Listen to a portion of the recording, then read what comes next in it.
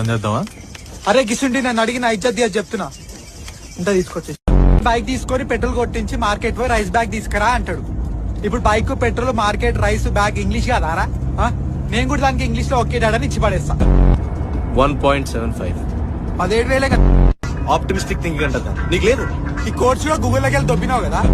వాడికేమో మనసు లేదు, నీకేమో మెదడు లేదు. మానసిక వికలాంగులు అందరు నా దోస్తు అయిపోయారు కదా దరిద్రులారా. ఛీ!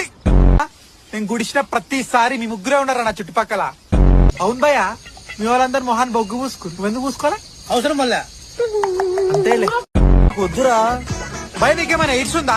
పోనీ కలేరియా ఉందా? లేక గజ్జిలేసిందా? నువ్వు ఆయన వాడు ఎందుకు అవుతున్నాడు అడుగు. చెప్పరా చెప్పు. అందరు కుట్టి కట్టు పట్టుకొస్తురేంద్రా.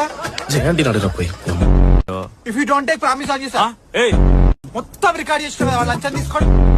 అరే ఇది ఐపాడ్ రా, దీంట్లో కెమెరా ఉండదు. నా ఫేస్బుక్ అకౌంట్ లో 4,000 మెంబర్స్ ఫాలోవర్స్ ఉన్నారు. అందరు పంపించబడుతా ముందే చెప్తున్నా. అరే నీకు 42 ఫాలోవర్సే కదరా మొత్తం ఉన్నది.